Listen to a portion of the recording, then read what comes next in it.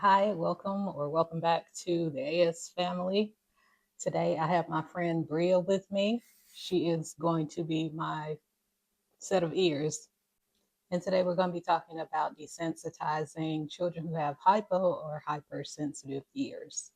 As you can see, Bria actually doesn't have ears, but we're going to pretend for today. All right. So, what you want to do with this is you want to get your child used to you touching their ears. And the way you can do this is by when you all are playing, just give a light touch to the ears.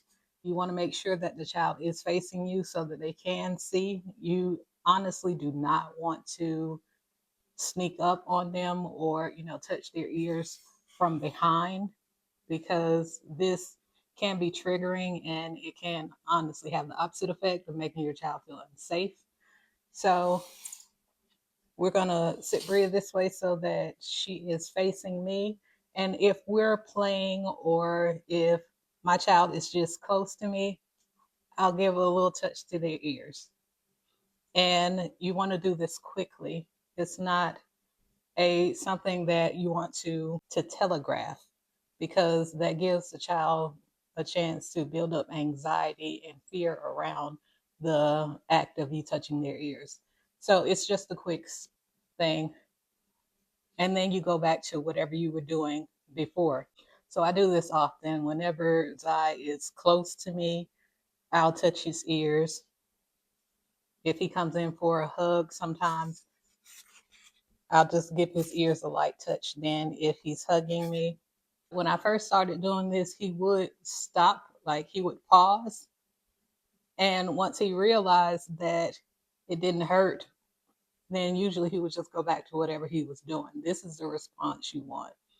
We want to get them used to it and eventually work our way up to longer touches of the ear,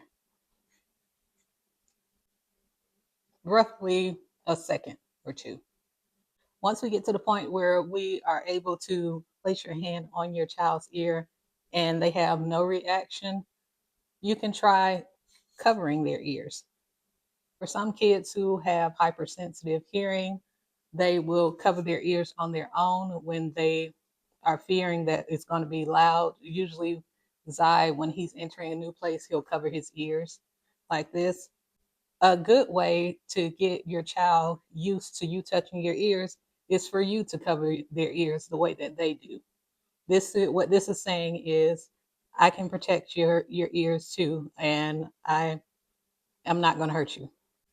When you get to a good place with touching your child's ears and they are used to it, they do not have a reaction or anything.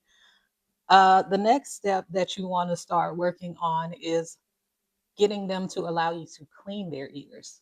The same way that we desensitize them to us touching their ears, it's the same process, but with a wet rag this time. I usually do this when Zai is in the tub. It's just easier that way, and it just makes more sense because that's the setting for cleaning your ears. But you can do this outside the tub too if you like. You're taking a warm, wet rag. You don't want it to be too cold or too hot because that temperature sensation can be triggering. You got your rag here. Your child's having fun in the tub. They're playing with some toys or whatever, and you can just take the rag and touch their ears with it. Even if we don't get a good clean the first time or the 100th time, that's fine. What we are doing this for is to get them used to a rag being close to their ears.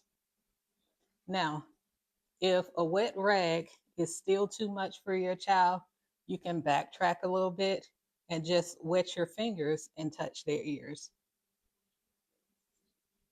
But you preferably would like to start with a warm, wet rag and just touching their ears with it. And like we did with our hands, we're going to try to work up each time to where we're holding the rag there for longer. So a second. Once we get to a full second and the child is tolerating the rag on their ears, Then you can try, squeezing the rag a little bit so that a little of the water can get into their ears. You don't want too much to where it really floods the ear, just enough to where it'll break up any hardened wax that's in their ears. And eventually, once they get out, you can just use like a towel to lightly press their ears to, dry out that wetness a little bit. So if you've gotten to the point where your child is tolerating you squeezing a little bit of water in their ear and holding a rag to their ear for a second, the next step would be to poke a little bit of your finger inside the ear canal and see if they will tolerate that. Around the earlobe section there, I would say that would be the best place to start, but it really just depends on your child. But a quick swipe inside the ear, and that's it.